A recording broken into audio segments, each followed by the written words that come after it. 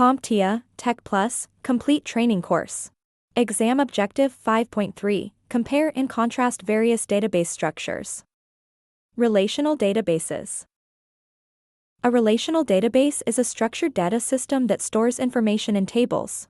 A table is comprised of data values stored in a series of columns and rows, where columns align data values vertically and rows align data values horizontally. Using this table structure, each row represents a separate record and each column represents a single field or attribute within a record.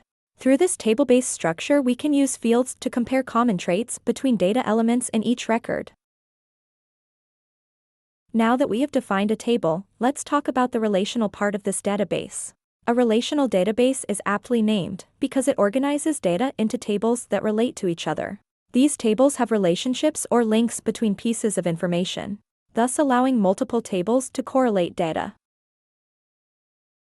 So how are these table relationships formed? In the example behind me, we have a customer table, where we can store information about customers, like their first name, last name, and phone number. This table helps us keep all our customer information organized. Now, let's talk about the sales table. Here, we record details about each sale, like who made the purchase, the order number, date of purchase, and the amount. This table helps us track all our sales transactions. So here is our challenge. We want to connect these tables to understand which customer made each purchase. That is where keys will come into play. The customer table has something called a primary key. Think of it as a unique ID for each customer. It's like assigning a customer number to each person.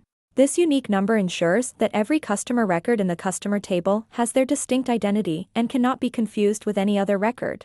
In a relational database, you will find that every table has a primary key. Now, in the sales table, we have something called a foreign key. This is a special kind of key that connects or refers back to the unique identifier in the customer table. This customer table can also be called the parent table in this type of relationship. For our example, the foreign key helps us link each sale to a specific customer in the customer table. When we connect the primary key in the customer table to the foreign key in the sales table, we create a relationship between the two tables. Now, we can easily see which customer made each purchase. So, in a nutshell, a primary key is like a unique ID for each customer in our customer table, and the foreign key is used in the sales table to link each sale to a specific customer. Great, you now know how a relational database works at a fundamental level.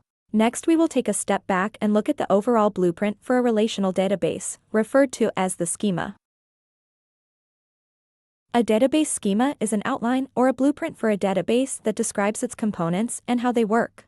And a database schema is a critical part of a relational database as it will include items such as table names, fields in each table, the required data type for each field, and the primary keys, foreign keys, and any other data constraints.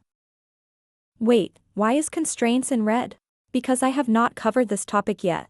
But don't worry, I will cover it right now. So, what exactly are constraints in the world of databases? Constraints are rules or conditions that we set for the data in our database. Think of them as the guardians of data integrity, ensuring only valid values are entered. There are several types of constraints, and each serves a specific purpose. For starters, you already know one type of constraint. The primary key we just learned about is a uniqueness constraint. A uniqueness constraint ensures that values in a column are unique across all records in the table. Then we have the not null constraint. It's a rule that says a column must always have a value, it can't be left empty. You have no doubt come across this constraint when filling out a web form. There is also the check constraint. This enforces specific conditions on column values. For instance, you can use it to make sure an entry meets a specific requirement before it is accepted into the database. Now these are just a few types of constraints, but hopefully you got the idea. And not just about constraints, but relational databases as a whole. And remember, when you need to store information in a structured manner, there is nothing better than a relational database.